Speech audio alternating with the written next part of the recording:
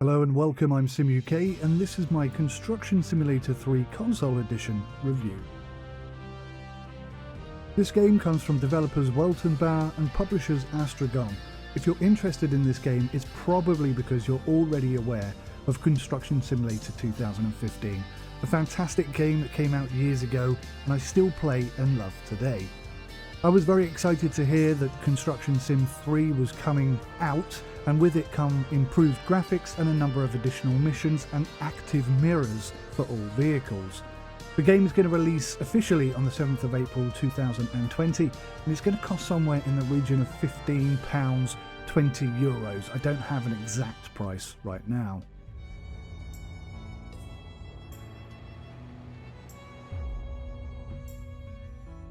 So like the original, the art style and modelling is kind of semi-realistic. It's not quite hardcore sim, and it's not quite totally casual cartoony style either.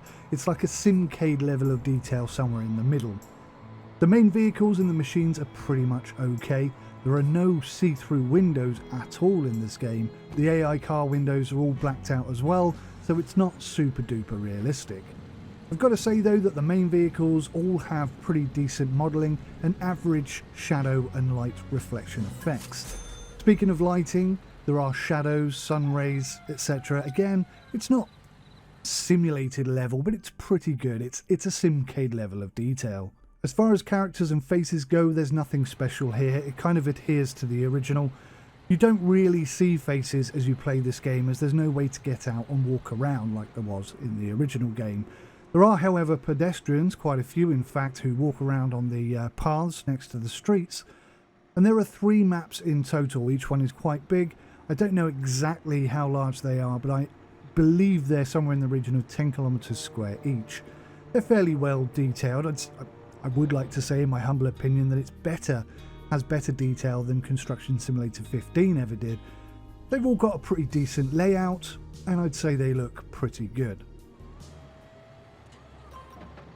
Now the game overall is pretty stable, pretty decent performance. I did see the occasional stutter and some ground glitches whilst trying to dig some dirt out of the ground.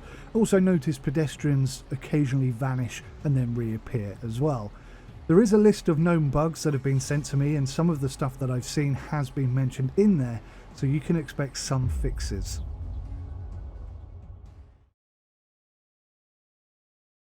So the idea of the game is that you take over an existing, now bankrupt company. Then you get to choose from 6 characters and pick a company colour. And basically, there's one single difficulty, there are no competitors. You basically have to name it, which is a little frustrating because there is a limited number of characters there, so you can only name it, I think it's 20 characters or something like that. Then you get to choose the basic settings, how often money updates, choose your control methods. You can go with arcade, SAE, ISO. I don't know the ins and outs of this, but I believe that ISO is the standard operating control for large excavators, and the SAE Deere standard pattern is the standard pattern for smaller excavators, but correct me if I'm wrong there. It's nice that they've got this level of detail in, and I did test them out, but I couldn't really tell any difference. So I think it only applies to the larger excavators, which as yet I haven't managed to unlock. One thing that is nice throughout the town, something they've added that wasn't in the original, are speeding tickets. You can get tickets and fined if you drive through a red light or if you have an accident. Each of these things result in a fine, and I think that's pretty cool. The NPC cars will also beep at you if you're driving too close to them or driving erratically, so I think they've added to the level of immersion there, which is certainly nice to see and a good sign for the future.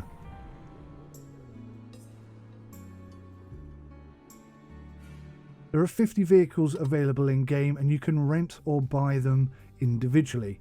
You can drive around in either first person or third person.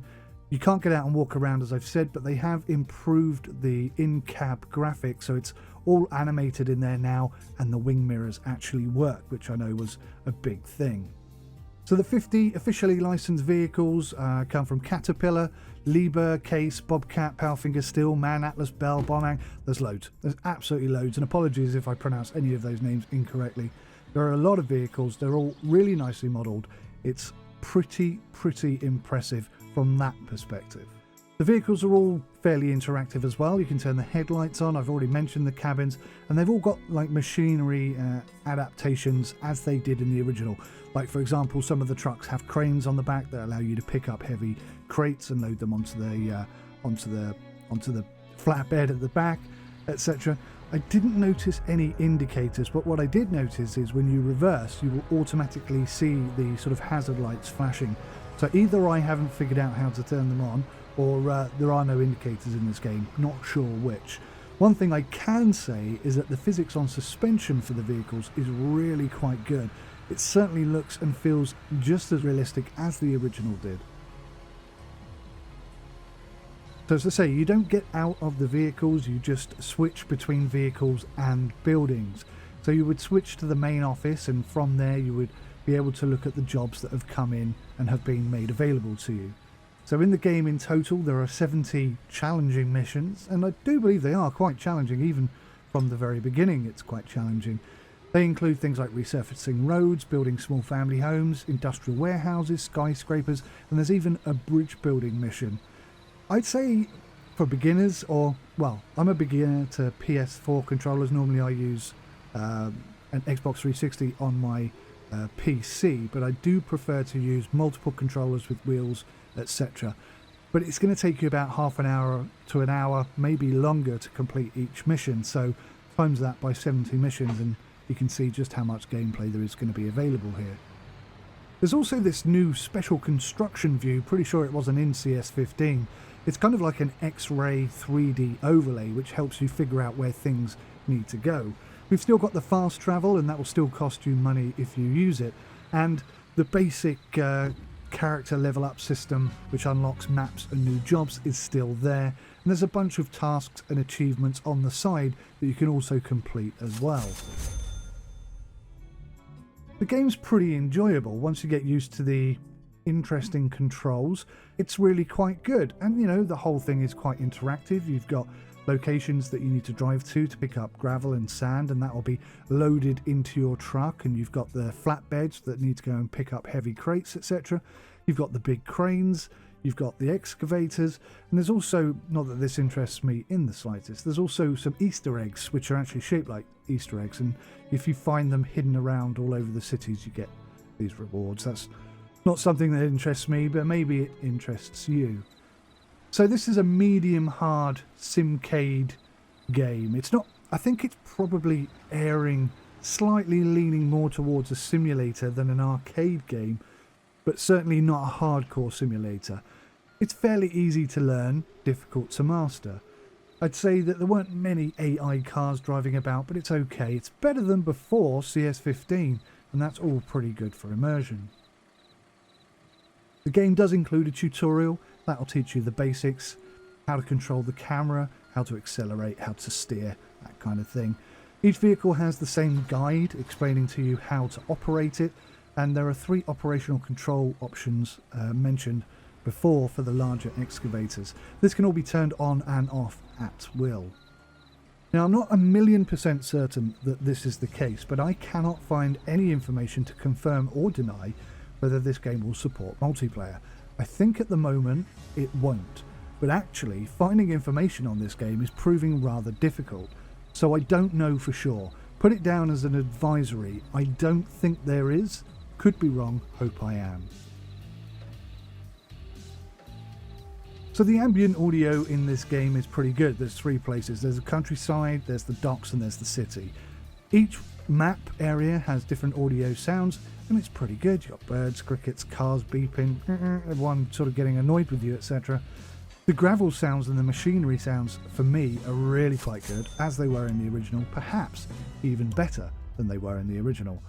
There's no voice acting to mention, and each of the vehicles and machinery items have unique and semi-realistic sounds that emanate from them. The music's pretty good actually, it's quite relaxing, there's some upbeat, some chilled, and yeah, overall I really quite liked it, I've got to be honest. So the UI is kind of like a mobile game. You can see that this game began as a mobile game. It is obvious, it is evident that is the case. These controls that overlay the screen, they can all be turned off and modified, so that's pretty good. Once you've learnt what does what, you can turn that off and then you don't have to see it ever again. There's not really any key binding changing options, I don't believe, but you can change the sensitivity, and as mentioned multiple times before, different control types for the larger machinery, I believe. And once you remove the UI overlay, it's actually quite intuitive and quite responsive, and I just really quite like the controls in this game, I've got to be honest. You can obviously change things like kilometers per hour to miles per hour if you so wish, and once you've picked a character, you're not locked to it. You can go back and change yourself from a male to a female, or switch between any of the 6 options, or even change the colour if that's what you want to do. There's no in-game purchasing at the moment, and I have to say, for £15, this is not a bad little purchase, especially on console. Console games, I'm a PC gamer, so console games for me, I find are extortionately overpriced. But I think if this game is coming in about £15–20, that is a good price for this game. Now, I'll be honest with you, I'm a hardcore sim fan. I really, really want to get my hands on Construction Simulator 21, or whatever. There's no announcement, that's not a leak. But this, I think, could serve as a pretty decent stopgap until it arrives. Personally, I don't know whether I would want to play this over Construction Simulator 2015, because Construction Simulator 2015 is just kind of grander, it's bigger, it's more hardcore, and you've obviously got the multiplayer aspect as well. So this game's going to have plenty of hours of gameplay in there for you, 30 plus, maybe more, probably a lot more, because some of the jobs that you're going to have to complete are going to be quite huge and they are going to take quite a lot of time.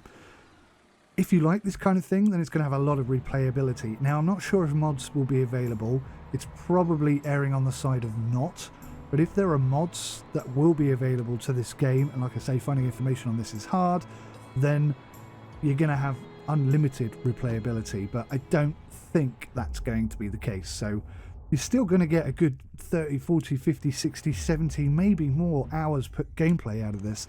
And if you enjoy it, you can always go back and do them again, I guess.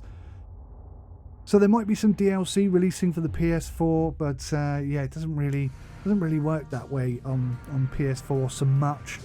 But yeah, watch this space. I don't know. Maybe in the next couple of days when the game actually releases, they'll release some definitive confirmation about what the future's going to look like in terms of modding, DLC, multiplayer, etc. But as a game, on a PS4, SimKD as it is, I was actually quite impressed. It's not that bad at all. I really quite enjoyed it. And if you are looking for a stopgap, or you're completely new to the Construction Simulator series, then this is not a bad one to pick up for £15. That being said, if you're more of a PC gamer, then don't forget Construction Simulator 2015 is still playable and still a heck of a lot of fun. Well, that's it from me, guys. I hope this review's been helpful for you. Hit the like button if you enjoyed it. If it helped you out, leave a comment in the description area below. Till next time, take care. Goodbye for now.